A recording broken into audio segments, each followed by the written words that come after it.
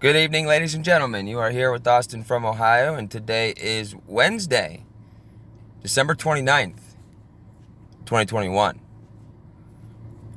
Well, we are just about to the end of the year 2021, if that's what you choose to believe, because, they have all their weird dates and whatnot, and their new year is April 1st and all this stuff, and got to take into consideration all of that. But for the sake of this video and the sake of this conversation, we'll go with the known date.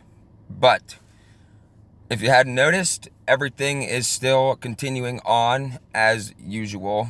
And I feel like people are getting to the point now where it's starting to sink in that we're not going back to how things used to be. I mean, we've known that, obviously we've known that. I've been hearing a lot of people talking, just like, regular people out in the world, just conversations I overhear at the store or at work, and I think people are starting to get it, even though they don't actually get it, if that makes sense. Somebody will say something like, wow, so like all this has been going on and all this stuff is different and it doesn't seem like we're going to go back to the way things used to be, but it's more like, ha ha ha, see you later, man, I'll talk to you later, ha ha ha. I don't think it's being taken seriously on a national level or a worldwide level as it should be. This is very serious stuff. I mean, we all know this. I mean, these guys are in it they're going for it all. This is their main event. This is their final solution. Literally, that this is what they have been working and striving for hundreds of years. All of it has come to this point where we are now. I know they have their target date set for 2030, but the way things are going and the complacency and just how everybody is going along to get along, which every single time that will land you in a camp, dead, a slave. In any society, it's always been that way. But I'll go ahead and jump into this. We've been seeing stories like this for the past couple months, and this is serious because we don't even know if it's actual National Guard that they're sending. They say they're National Guard. They might be dressed like National Guard, but we know how they like to lie. But Georgia deploys National Guard to hospitals, testing centers amid situation surge. Okay, I brought articles like this up in the past.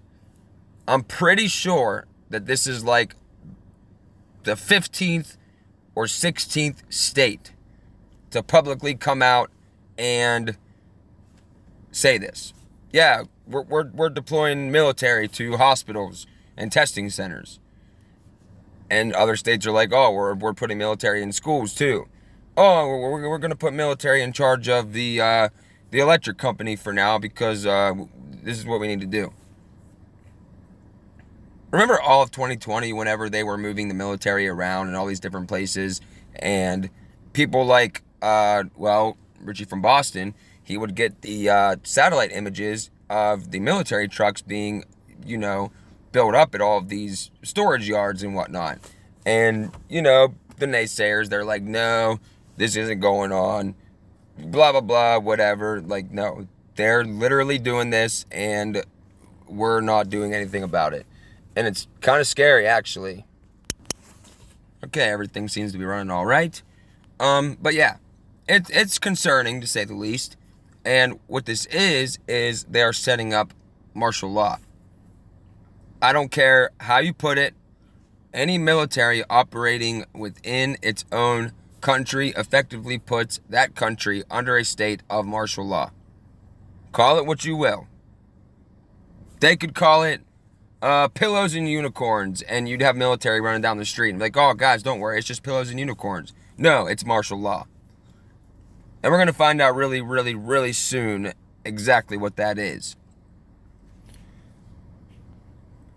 Georgia is planning to deploy the National Guard to hospitals and testing sites as the state set a single-day record for C-19 cases. Over the next few days, the Georgia Department of Community Health said it will provide troop assignments depending on the centers that are in need of the most assistance. Additionally, Governor Brian Kemp will speak with 9 hospital systems in the state Wednesday to determine where the most help is needed. So today, a spokesperson for Kemp's office told WSB-TV there is not yet a breakdown of where troops will be sent. Oh, of course, they're not going to tell you that. They're not going to tell you that at all.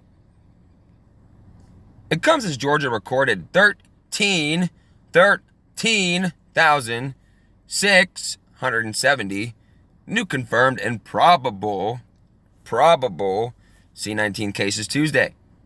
The most reported in a single day and shattering the previous record of 10,165 set on January 8th. Oh, here in the first paragraph, check it out. You got a 6 right there in 13,670, right? You got another 6, which is in the 10,165. And if you add the 5 and the 1 in that, that's also a 6. So already you got a 666. But we know about the numerology and all that, so somebody who's better at numerology and gematria can come in here and find more, because I'm sure there's a lot. Rising cases have led to an increased demand for testing. Drive-up centers have seen cars lined up for blocks with people waiting several hours to be screened. Dr. Lynn Paxton, head of the Fulton County Board of Health, which includes Atlanta, told the Atlanta Journal-Constitution the National Guard will help reduce the long waits for testing. Basically, the cavalry is coming in, she said. Gee, what a figure of speech, Miss Lynn Paxton. The governor's office told WSB-TV it is encouraging to see data suggesting fully vaccinated people with booster shot are well protected, and if they do suffer a breakthrough infection, tend to develop only mild symptoms. We know that's crap. I literally know of at least 4 people that have died after, well, I'm not even going to say it, but you know where I'm going with it. And I'm sure many other people know just as many people, if not more. Kemp, who is fully vaccinated and boosted, continues to ask residents to get their shots, but is not planning to institute any vaccine or mask mandates. That's a lie. They will. He will continue to urge Georgians to talk with their doctors about the benefits of getting the vaccine or receiving their booster shot. Spokesperson for Kemp said in a statement, quote, ultimately, he feels that we must trust our citizens to do what's right for themselves and their families. He will not be implementing any measures that shutter businesses or divide the vaccinated from the unvaccinated or the masked from the unmasked. I'm sure their propaganda and the way that their people are acting and the way that, their businesses are operating is a lot different. Because we've seen this before, where the government says, we're not going to do this and that, but then the businesses are like, well, if you want to come here, you're going to have to put a mask on. Kemp's office did not immediately reply to ABC News' request for comment. This is not the first time Georgia has asked for the National Guard's help. In August, during the state's Delta-fueled surge, Kemp deployed more than 2,500 National Guard troops to Georgia hospitals overwhelmed with C-19 patients. Yeah, and I guarantee they're still there, too. And now they're bringing in more. The recent rising number of cases also led to Atlanta canceling the annual Peach Drop, Georgia's New Year's Eve ball drop celebration. Additionally, Emory University announced that spring semester classes will be remote, at least until January 31st. So, Georgia becomes one of the latest states to deploy more National Guard to the hospital, they say, for testing. Is that the truth? I don't think so. I think there's more to it, of course, because there always is, right? These people lie as a matter of policy. That's literally their job, is to lie to you. So whenever they come on here and they talk about whatever, they're lying. Just automatically assume that and you'll be in good shape. Moving on. All right, here we are over at ABC News again, which, of course, is a huge propaganda, one of the main propaganda agencies out there. WHO investigating mysterious illness in South Sudan that has killed nearly 100 people. So, if you had any thought that this might end up going away, don't count on it. Because when this fades and people start, waking up a little bit and going out and not caring and just being free, they're going to come in with this one. Deaths have mostly been reported among elderly and children under age 14. That's weird. Very weird. The World Health Organization is investigating a mysterious illness in South Sudan that has killed dozens of people. So far, 97 people have died of the unknown disease in Fangak, Jonglai state in the northern part of the country. Fangak County Commissioner Biel Boutros Biel told ABC News on Thursday that the latest fatality occurred in an elderly woman. Deaths have mostly been reported among the elderly and children aged 1 to 14, according to a statement from South Sudan's Ministry of Health. The symptoms of the mysterious illness include cough, diarrhea, fever, headache, chest pain, joint pain, loss of appetite, and body weakness, officials said. Biel said the WHO team that traveled to Fangak has since left, but did not communicate their findings to local officials. Well, of course not. They don't have to. They don't have to tell local government or even the national government what's going on. Not even a little bit. Because, they're in charge now. This is the medical arm of the New World Order government. In a statement to ABC News, Collins Boak Agimang, spokesperson for WHO Africa, said the agency began investigating the outbreak in November, but did not provide further details. According to BBC News, because the area has recently been hit with heavy floods, the WHO tested samples from patients for cholera, which is typically contracted from infected water supplies. However, the samples returned negative for the infectious bacterial disease, the outlet reported. How do we even know that's true? They're not showing us any links in here to show that that's the case. They never do. They just expect you to believe this. Same as when they say, experts said, citing new science. But there's never a link for any new science. It's really just common sense, honestly. To me, if it's not proven at the time, it's not real. And I operate like that, and I feel that that has really helped me in my journey to understand what's going on. Because I automatically don't believe anybody at all whatsoever until I can verify it to myself. Sheila Baya, a lecturer in the College of Medicine at the University of Juba in South Sudan, told BBC News that WHO scientists had to reach Fangak by helicopter due to the flooding to conduct testing. And here's something for you. How do you know these people just aren't getting sick from the floods? You know how contaminated floodwater is? It's not just cholera you got to worry about. But no, they're going to take this and run because it works. It works to terrify the population so that they can bring in all of these new policies, bring in this New World Order system, bring in the transhumanism, bring in the reset. Take out freedom. And I'm sorry, but anybody that doesn't know that that's going on at this point in time, 2 years later, you are lost. And you probably shouldn't be on this channel unless you are actually trying to find the truth. Because I'm not going to sugarcoat it for anybody. Not anymore. Biel told ABC News that some non-governmental organizations, NGOs, have delivered medical supplies to Fangak and are in the process of setting up mobile clinics to help treat people. Blah, blah, blah, blah, blah. In a statement last month, international humanitarian group Médecins Sans Frontières, Doctors Without Borders, called the floods a perfect storm for disease outbreaks. Duh.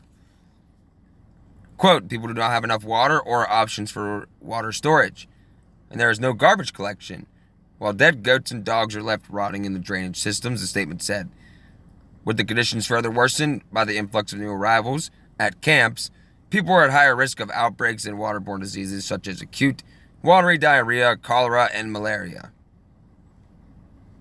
So again, take this with a grain of salt. Understand that what they're telling you here is probably a lie, because they're not going to let this go. They're not going to let this go, especially after trying for hundreds and hundreds and hundreds of years. Different control mechanisms didn't really work out like this one does. A scientific medical dictatorship was the perfect route for them to go. Moving on. Okay, here we are over at the Mind Unleashed. And you guys ready for this? I'm taking this as a public admission by the powers that be. We've known this for a long time. We've known that they conduct these types of, activities, you could say. Disgusting, evil in nature. But we've known for a while that this is the kind of stuff they used to do still probably do, on, say, Epstein Island, or in their weird circles within their families, and this is the ultimate spiritual warfare right here. Study finds that taking the blood of the youth could make the old stay young. And the first thing I thought, look at the wording of that headline. Study finds that taking the blood of the youth could make the old stay young. How disgusting. Why would you even ever study anything like that? That goes against everything it means to be human. But hey, what do I know? I'm just some almost 28-year-old from Ohio. The vampire-like findings could play a role in ongoing medical attempts to prolong or delay the aging process. And of course, these people are terrified of what awaits them after they leave this realm, that they have to try to find ways to, prolong the aging process, as this says. New research has found that the blood of the young could help play a role in rejuvenating aging muscle, in effect, keeping the body staying young. The new study, published on Monday in the respected scientific journal Nature Aging, found that particles in mouse blood called extracellular vessels, or EVs, deliver genetic instructions for the longevity protein called klotho to muscle cells. The researchers found that while mice age, with their muscle and functions weakening, cognition declining, and the ability to repair muscle slowing down, the EVs also become weaker. When the older mice were transfused with the blood of younger mice, their cells and tissues took on more youthful features, including the ability to regenerate muscle. However, these effects faded when the EVs were removed from the blood. The findings could help advance our understanding as to why the ability of our muscles to regenerate diminishes with age. It could also help play a role in ongoing medical attempts to prolong or delay the aging process for humans. This also goes against God, right? How could you even want to mess with anything like this? I would be so afraid of judgment from doing something like this that I would say I am and do every day stay far away from anything of this nature. And here's a couple of quotes. Ready for this? Quote, "We are really excited about this research for a couple of reasons," said the study's senior author Fabrizia Ambrosio, associate professor of physical medicine and rehabilitation at the University of Pittsburgh. It's actually close to where I'm at. In one way, it helps understand the basic biology of how muscle regeneration works and how it fails to work as we age. Ambrosio added, then, taking that information to the next step, we could think about using extracellular vessels as therapeutics to counteract these age-related defects. They call them defects. I don't think they're defects. I call them effects of aging. This is what was intended for you by God. And you should be thankful that you were given the opportunity to live life. However, it still remains largely unclear whether these effects could translate to humans. No, it doesn't. They know. They know. Come on. We've been talking about this for a long time. We were called crazy. And now they're openly admitting this. But, again, what do I know? This isn't the first study into the effects of blood transfusions to reverse aging. In 2016, venture capitalist billionaire Peter Thiel revealed his interest in parabiosis, or the practice of older people getting transfusions from the blood of the young. Again, how was this guy not arrested for this? It was also revealed that there were a number of rumors regarding a growing interest among Silicon Valley tech entrepreneurs in parabiosis, and that wealthy tech elites were experimenting with the as yet unproven practice of getting infusions from the young. Again, this is literally an admission. I mean, come on. 2021 was the year of clarity. This was the year that they literally laid it out on the table.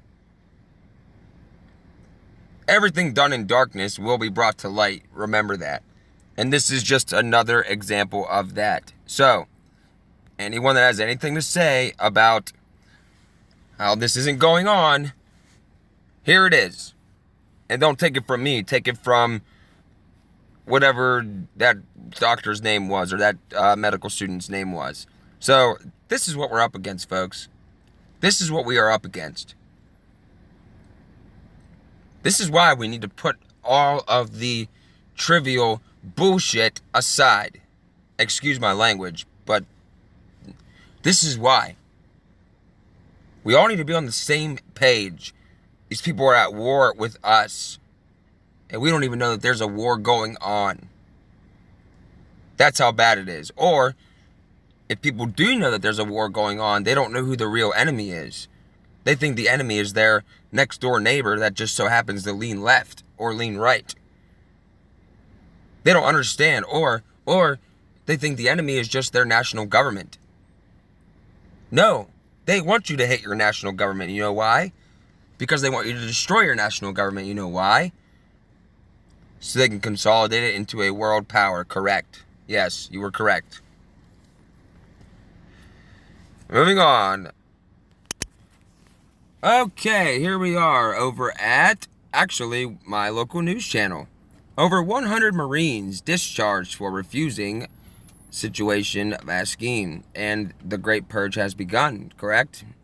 I mean, they're just, let's get serious here. This is the Great Purge. Anyone that was decent in the military is either going to have to get on board or get out. And we all know what happens once you take this thing. We all know the patents. We all know about all of that. 103 Marines have been discharged for refusing to take the situation Vaskeen. Oh, you mean like 13? The Marine Corps said Thursday, as the military services have begun to discharge a pool of possibly as many as 30,000 active duty service members who still refuse to be vaccinated, even after multiple opportunities to do so past vaccination deadlines. In late August, Defense Secretary Lloyd Austin ordered mandatory situation, I keep wanting to say it, vaccines for all U.S. military personnel. Shortly after Austin made the vaccine mandatory, the military services quickly set up its own deadline dates and warned service members that they could face discharge unless they were vaccinated, which is in line with the Pentagon's stance that choosing to remain unvaccinated is a violation of lawful order from Austin. Actually, no, it's not. No, it's not. It's not a lawful order. You cannot lawfully order people to take an experimental... I'm just going to leave that one alone because I want this video to stay up. But you knew where I was going with that. While the percentage of vaccinated active duty personnel in each service is 95% or higher, the number of unvaccinated personnel is close to 30,000. And I actually don't want to go through all of this because I want to get to something more pressing. But basically, all this says is that if you're not going to go along in the military, you're out. So, those of you in the military, you got to make a choice. And the choice should be clear. I mean, honestly, you stand with God and you stand with the people, or you stand with the beast. That's as simple as I can put it. Moving on. All right, here we are over at USA Today. Wait till you get a load of this. Down the barrel of a gun, how Second Amendment activism can be a gateway to extremist ideologies. And this was as of 13 hours ago. So, while everything else is going on, they're in the background still trying to take away your right to defend your family and your children from anything. Doesn't matter what it is. And this is literally just a huge propaganda piece. And of course, the first thing they show is whatever this is, Boogaloo's protest in front of Ohio State House calling for peaceful whatever. But the funny thing is, these aren't extremists. If they were, then somebody would have got hurt. But guess what? Nobody got hurt at all. I remember this. I watched the live stream. Nobody got hurt. But, extremists, right? The Atlanta Gun Show, held over a weekend in late September, had everything one might need for a coming apocalypse or civil war. Flamethrowers, hundreds of rifles, thousands of handguns, knives, body armor, survival kits, medical supplies. Good. I mean, right? That's good. Sprinkled among swords, boxes of sutures, and night vision goggles were the insignia of the modern extremist far right. Bright yellow patches for the Oath Keepers militia group. Holsters and clothing engraved with the logo of the extremist 3%ers. A stall at the back sold paperback copies of the Anarchist Cookbook. I don't believe that. Which describes how to make homemade bombs along with the book called Two-Component High Explosive Mixtures. I don't believe that these Oath Keepers and 3%ers had the Anarchist Cookbook. I don't believe that. I'm sorry. Nestled in the middle of the show at Atlanta Expo Center, a man proudly displayed Nazi memorabilia, medals, swastika patches, and a model of German amphibious vehicle occupied by toy Nazi soldiers. People crowded around his table asking questions about buying and selling Nazi stuff. I also don't believe that. That's literally a lie. This is what they do. They lump everybody into the same group. Any one of us here right now watching this video, or even myself, we would be thrown in with this. I'm not a Nazi. None of you are Nazis. I think Hitler was a coward. I don't like Nazis. They don't stand for freedom. They exterminated people. They were literally among the worst of humankind. So, why are they doing this? We already know the answer to that. Gun shows like this have long been part of the connective tissue between mainstream conservatism and the American extremist movement. The vast majority of gun owners are law-abiding citizens, but experts and former members of extremist far-right said a passion for gun rights often serves as a gateway to radicalization, one eagerly exploited by recruiters and leaders in the movement. And now check this out. A police officer protects a supporter of the National Socialist Movement, one of the largest neo-Nazi groups in the U.S., before a rally on April 21st, 2018, in Noonan, Georgia, fearing a repeat of the violence that broke out after a deadly Unite the Right rally in Charlottesville. All of this is Hegelian dialectic. All of this. This is just, but, apparently if you're a quote Nazi, they associate you with the far right. But the truth is, Nazis can never be on the right. Because the actual spectrum, and I've said this a million times, and I will keep saying it, the actual spectrum, you have to have two extremes, right? Like short, tall, skinny, fat, cold, hot. The actual spectrum is all the way on the right side. And this has nothing to do with the modern day right, the modern day left, no. All the way on the right side of the actual spectrum, complete absence of any government control or any control. All the way on the left side, complete government control over everything. In the middle is what we are supposed to be. Limited government, maximum freedom. Today's left and right exists on the left side of the actual spectrum because they believe in big government. The right side and the left side both believe in big government. Just when their guys in power, right?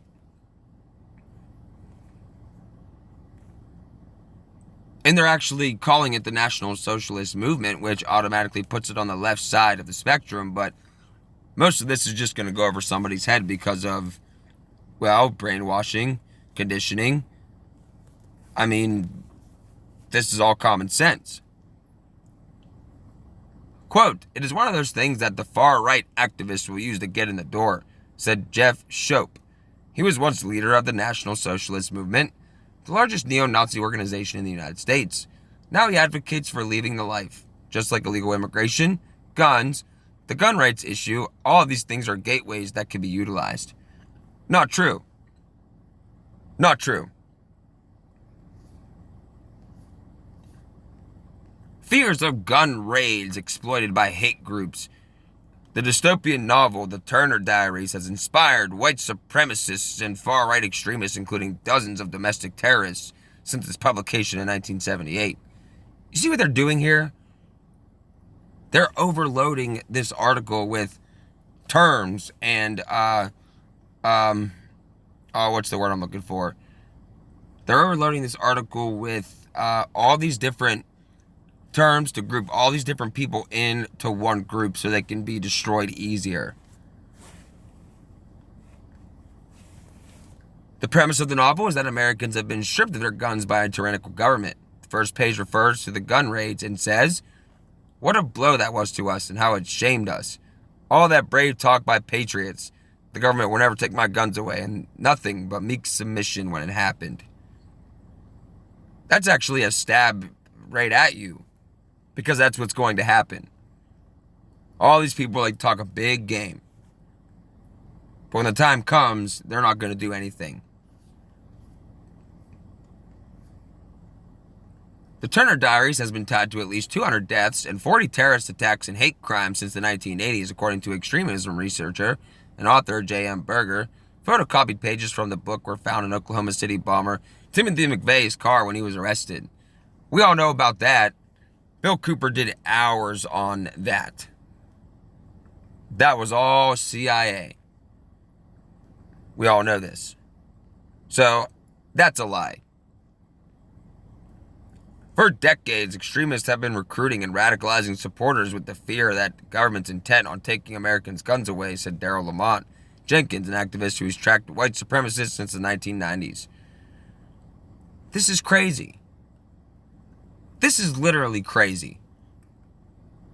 And these people that buy into this, like these groups and the right side and the left side, they're buying into a trap. If you align with these groups and the mindset of these groups, you're not playing with a full deck of cards.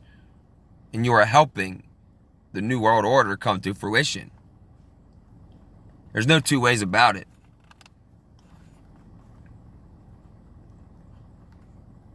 But basically, they just go on about, I'll link this article for you guys if you want to read the whole thing. And look, they're showing this to try to scare people. all these different insignias and stuff. But you want to know something? I guarantee if you walked up to any of those 3%ers or Oath Keepers and you ask them how they felt about Nazis, they'll tell you the same thing. They do not like them. They don't believe in freedom. That's literally it. That is the antonym of what the Oath Keepers and 3%ers are supposed to stand for. And, they keep talking about gun shows because, they can't track guns from gun shows. Because there's no record of it. Because this is America. And that's literally how we've always done things. All this is just leading up to the big move, the confiscation. And after that becomes extermination. As it has all throughout history. You can check my work on that, and you all know that as well as I do.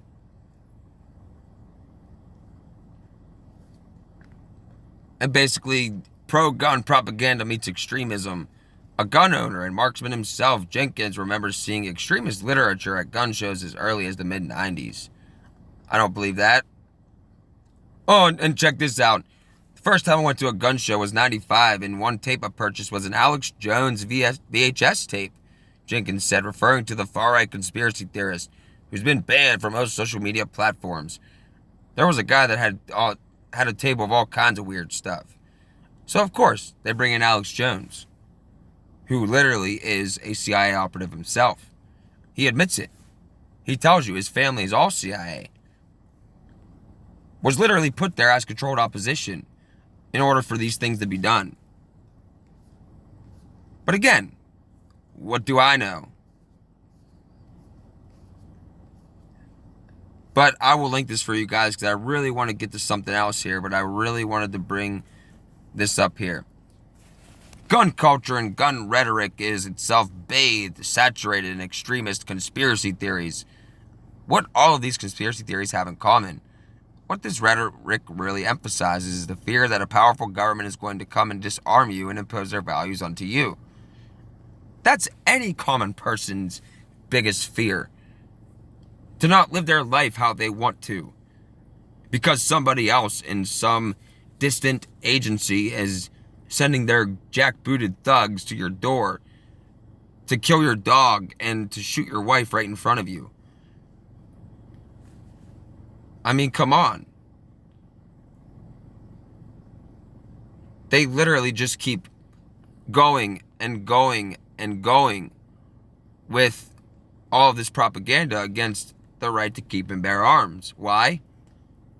Because they are afraid of you. They are afraid of us. They are afraid that one day we might come together. And then they are powerless at that point. And literally everything, every little thing that they have done within the Hegelian dialectic, they repeat it over and over and over again on multiple different levels. It's always multifaceted, is in this article. All of it. And I just don't understand. And of course, we get down here and they say, when entering the chats, be less combative, the message read. Push the most extremist focus points they already have in their heads, thanks to Trump. And of course, we all know about Trump. The message included talking points people could use, including they're coming for our 2A guns, even before Biden is elected. Like, come on. Trump also wanted to take people's guns. Like, come on. This is all just... If you go through here, you can see that this is all just propaganda. And they go after the, they go after Antifa. They go after black people, minorities. They go after people that identify themselves with the Boogaloo movement. They go after people that love freedom. Just anybody who is a threat to the New World Order, they go after in this article. But I will link this for you guys so you can read all of it. But I just wanted to bring this up to show you that they're not stopping. They are not stop. No, don't like that. Thank you. They are not stopping. Moving on. All right, here we are over at the Old Tide. And I wanted to read this. I have a couple more articles that I had, but I wanted to save them for the next video because I really wanted to get to this and maybe one other thing before we have to end it. But okay. We're going to go over this because this is pretty much everything all in one article, and it'll give you an idea of the entire agenda. Well, the entire agenda that's happening now. And it's all in one place, so you can just sit back, listen, and that's pretty much it. Anyway, the New World Order Agenda Explained. Situation, which of course is COVID. I said it.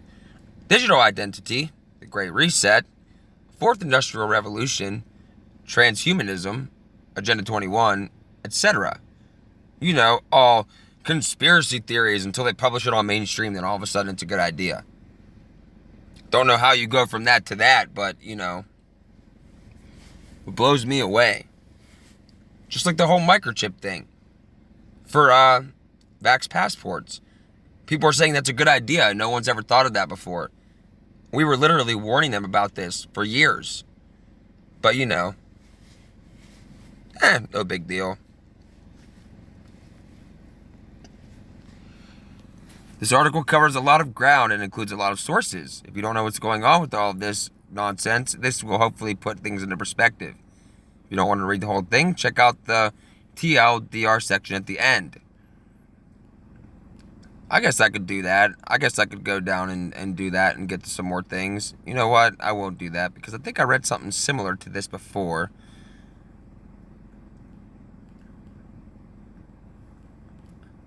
Actually, you know what? I'm just going to go ahead and I'm just going to start reading it. Okay, so here are the contents.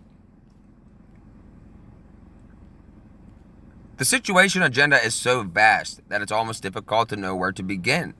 Unfortunately, questions regarding the origin and lethality of this virus itself are outside the scope of this article, as the efficacy and lethality of the so-called vaccines. While these issues are important, they are merely pieces of a much larger puzzle. The grand political endgame that is being orchestrated under the guise of situation hysteria. The lockdowns, masks, vaccines, mandates, and freedom passes are being used to slingshot humanity into a cliched, dystopic future with plot lines straight out of a low-budget sci-fi movie.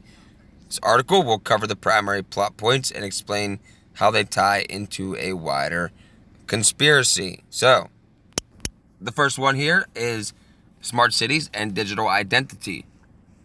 By far the most crucial aspect of the situation agenda is the so-called vaccine passports.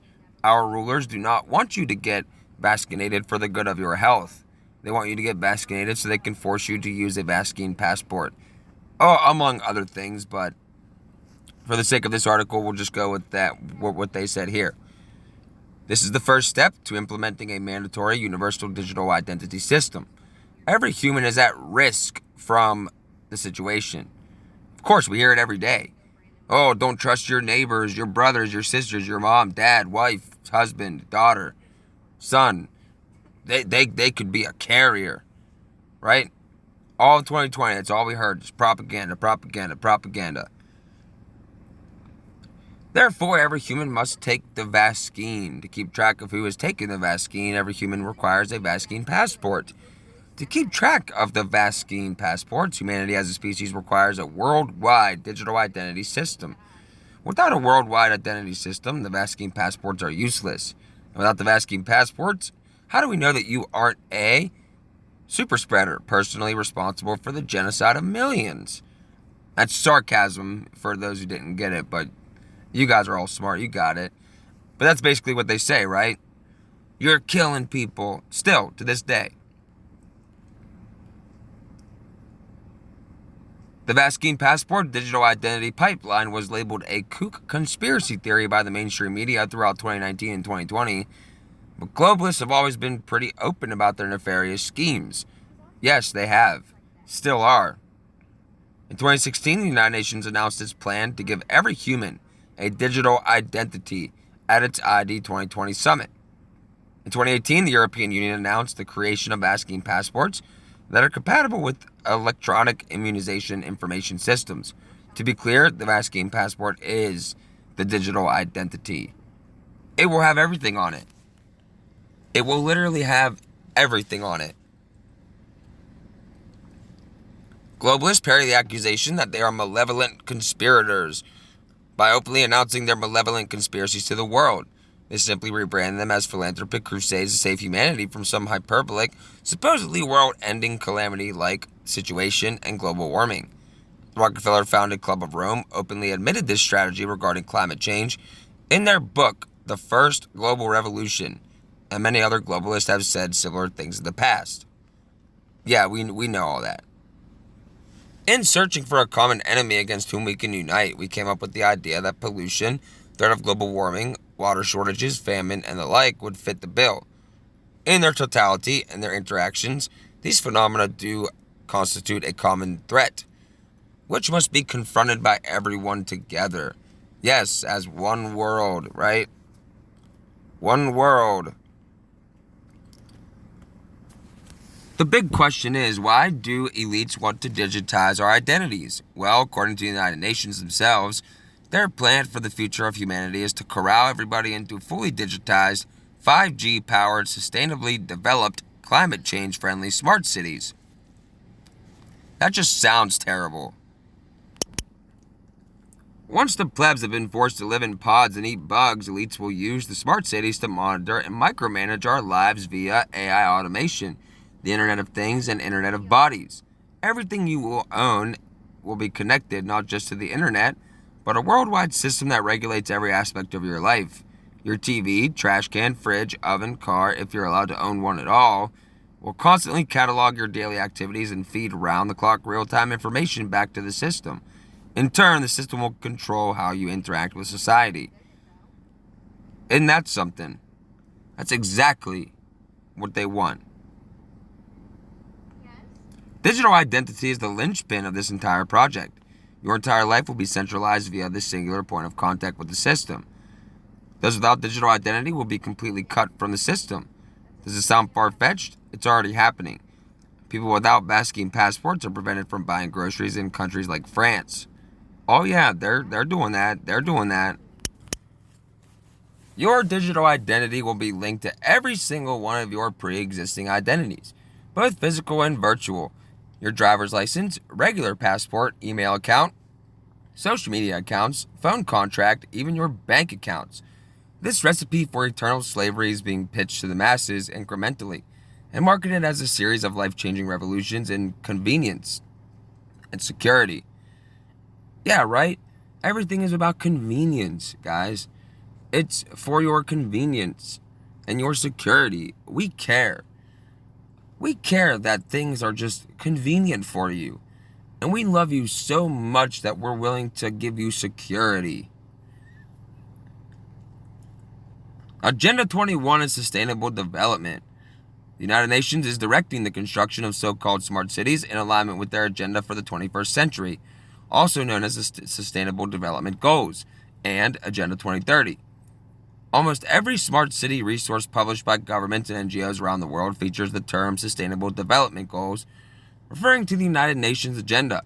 See also Build Back Better, which of course is, well, Biden's campaign slogan, which he didn't make up. That was actually coined at the high-level meetings they had during the summer of 2019, where BlackRock was actually talking about that. And it all has to do with this. Agenda 21 is a long-term political strategy to reshape our entire world. It was publicly announced by the UN in the early 1990s, but likely planned decades in advance. As usual, it is marketed to the public as a philanthropic crusade to save the world from climate change, poverty, hunger, disease, bigotry, racism, and so on. But nothing is of the sort. Simply a way for the globalist elite to solidify their rule and expand their power. Not just over humanity, but all life on Earth. Oh yes. Oh yes. Below is the official list of UN Sustainable Development Goals. It's treated as a hit list of things that globalist technocrats aim to micromanage. When they say things like no poverty and zero hunger, what they're really saying is that they wish to have totalitarian control over humanity's finances and food supplies. They view humanity in the same way a farmer views his livestock, except, generally speaking, farmers do not despise their livestock. Yes, they despise us, that's for sure. And this short article right here from Bill Gates Vaccine Alliance explains why, I said the word. Vaccines are vital to accomplishing 14 of the 17 Sustainable Development Goals. So there you go. You wonder why Bill Gates came to the forefront in 2020 during all of this. This is why. The United Nations works hand in hand with private corporations, international NGOs, and nation-state governments to implement Agenda 21. An internal UN report on smart cities states that they plan to establish public-private partnerships, by which they mean overt technocracy, ruled by elite-backed experts. The project has widespread support throughout the world. One study found that by 1997, 70% of UK local authorities had committed to Agenda 21. In the East, Chinese Communist Party recently announced they are officially collaborating with the UN to implement Agenda 21 via their Belt and Road Initiative. So, come on. Even China is on board with this. And they're supposed to be like our number one enemy, right? Wrong. They're all in it together. Surprise. Antonio Guterres, who is the UN Secretary General, said that the Belt and Road Initiative is highly compatible with the goals pursued by the United Nations. It's conducive to solving various problems facing the world today and addressing challenges, not climate challenges, I don't even know where I've seen that, such as financing for development and climate change. That's where I've seen it. The Belt and Road Initiative is an important opportunity for all countries in the world. The UN stands ready to work closely with the Chinese side process of jointly building the Belt and Road Initiative to jointly promote the cause of peace and development of mankind. Gee, that just sounds wonderful. Smart cities will likely utilize Chinese and Israeli technology stolen from America. It will almost certainly feature Chinese communist-style AI-powered surveillance in a world-spanning social credit system. Here's a little map right here, so you guys can check that out.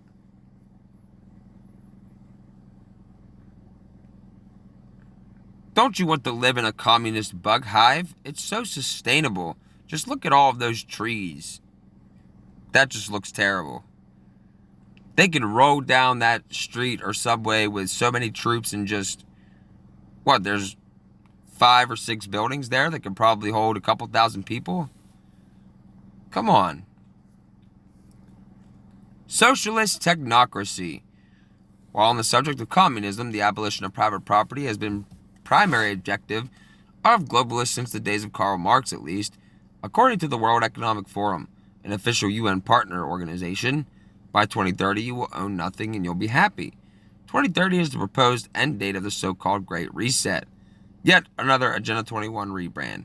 They aim to transform every country into a nation of renters, whereby everything is owned and controlled by a rootless technocrats. Okay. This is literally what's going on as we speak. And it's been going on for decades now. You know how many homeowners we have now compared to, say, 50 years ago? It is substantially less. And that is by design.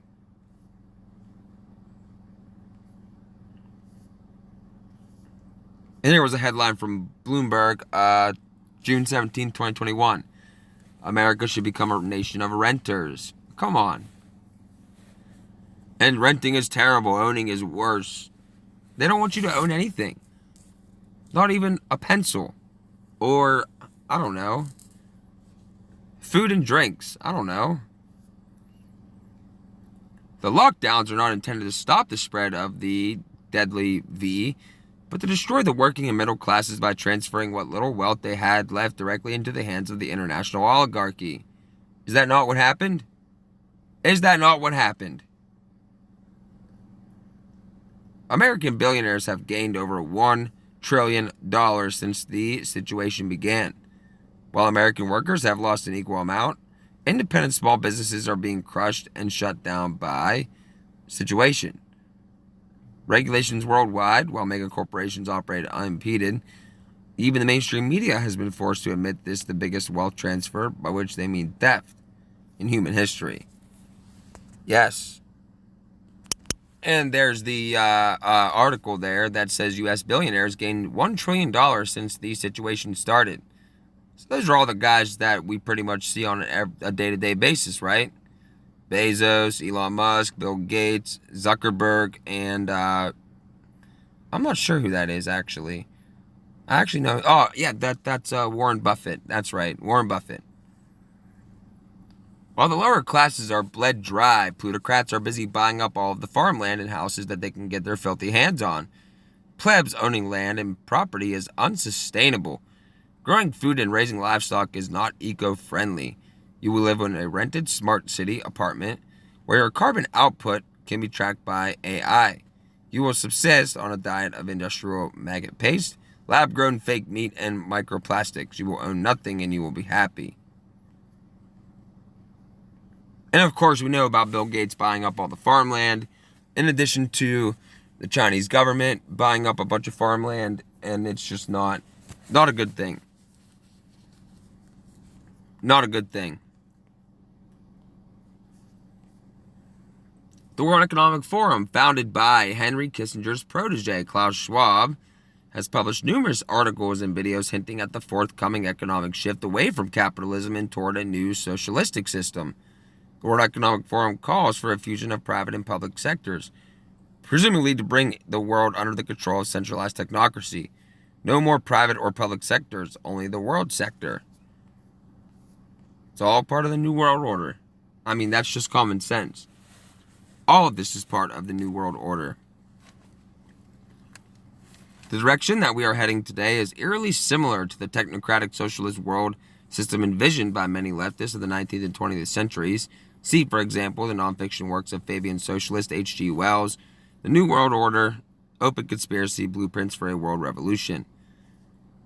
George Orwell described his technocratic socialism as oligarchical collectivism, a state in which the means of production are owned by an oligarchy, which is the party, of course, rather than the workers themselves, which describes every socialist state in history. There's so much. I mean, it's insane. The Fabians were instrumental in the New World Order project. As stated in their own website, they pioneered the idea of the United Nations.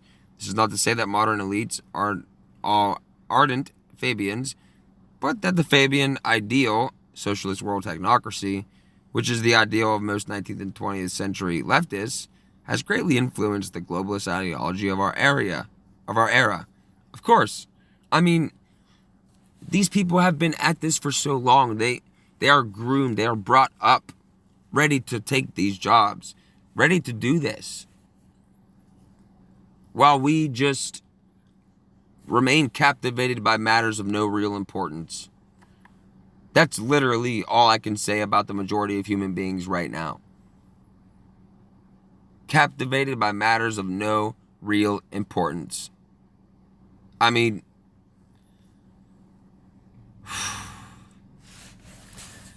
okay, and this is Kissinger and Mao, alongside Rockefellers and Rothschilds, played a significant role in opening China's economy to the West.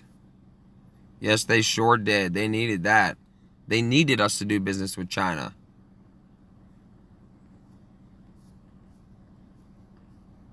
One world governance, overt and covert.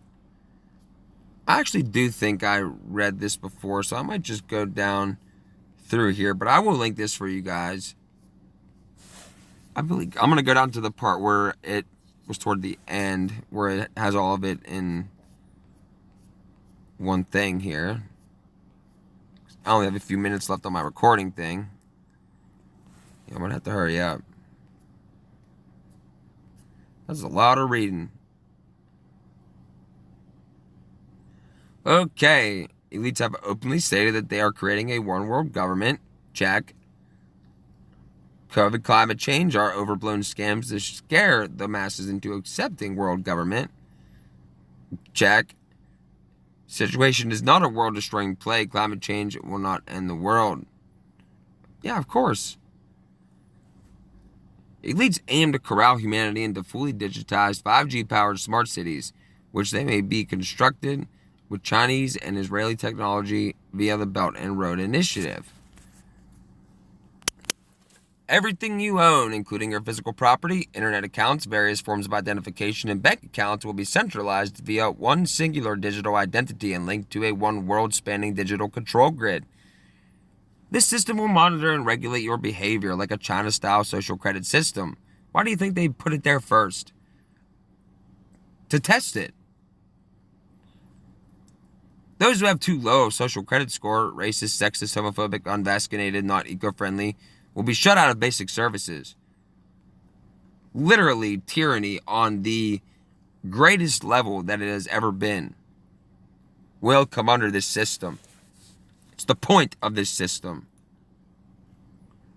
George Orwell said, if you want a glimpse of the future, picture a boot stomping on the human neck forever. Elites are currently in the process of abolishing private property and transitioning toward communistic socialistic economic system with UBI and communal ownership, whereby the plebs own nothing and be happy, renting everything from the state, world, government, and oligarchs. Elites plan to implement one world digital blockchain currency and abolish nation-based currencies, including the US dollar. I don't even know what to say. That is so known now, it's not even funny. They're putting the signs back up for the coin shortage. They're putting signs up to tell people to try to use card. I've seen it at a local gas station. I'll get a picture of it if I go back down there. This may be done incrementally as Visa and the US government are working together to digitize existing physical currencies or via an artificially engineered financial collapse. The World Economic Forum claims that blockchain will serve as the operating system for the new economy. UBI will enable elites to completely eradicate political dissident by deplatforming people from one world currency and global financial system, which will be integrated with the digital identity and social system. The plebs will be forced to eat fake lab-grown food because real food is not environmentally sustainable. Yeah, everything you do, it's not sustainable, according to them.